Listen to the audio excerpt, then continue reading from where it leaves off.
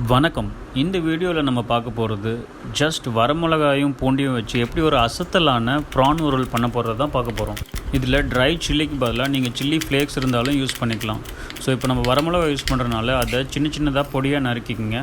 அதுக்கப்புறம் garlic feel பண்ணி வச்சதை நைஃப்லேயே க்ரஷ் பண்ணிவிட்டு அதையும் இதே மாதிரி பொடியாக நறுக்கிக்கோங்க.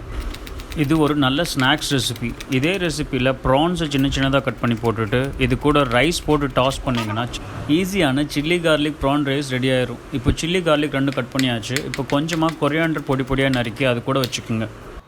அடுத்ததாக கடாயில் நான்ஸ்டிக் பேனை ஹீட் பண்ணிவிட்டு அதில் கொஞ்சமாக ஆயில் போடுங்க. ஆயில் நல்லா ஹீட் ஆன உடனே நம்ம ஆல்ரெடி கட் பண்ணி வச்சுருக்கிற கார்லிக் அதில் போட்டு ஸ்லோ ஃப்ளேமில் பொரிய விடுங்க.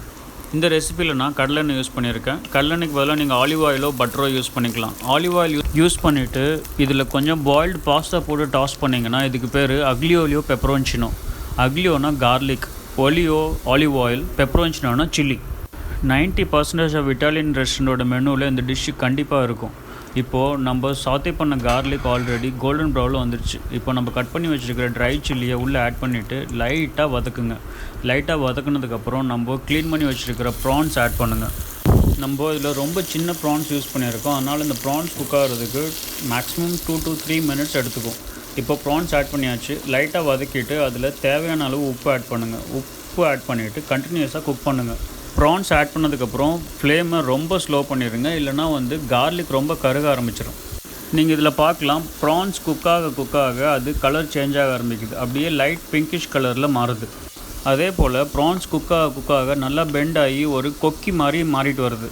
இந்த ரெசிப்பியில் நான் க்ளீன் ப்ரான்ஸ் வித் டெய்லோட யூஸ் பண்ணியிருக்கேன். சில பேருக்கு சின்ன ப்ரான்ஸு ஷெல்லோட சாப்பிட்றதுக்கு பிடிக்கும். அவங்க ப்ரான்ஸை ஷெல்லோடவும் யூஸ் பண்ணிக்கலாம். இப்போது ப்ரான்ஸ் குக் ஆகிருச்சு.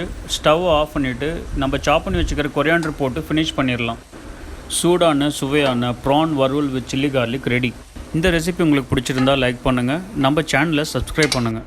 இந்த ரெசிபியை ட்ரை பண்ணிவிட்டு உங்களோட கமெண்ட்ஸை ஷேர் பண்ணுங்கள். உணவுக்கும் நன்றி.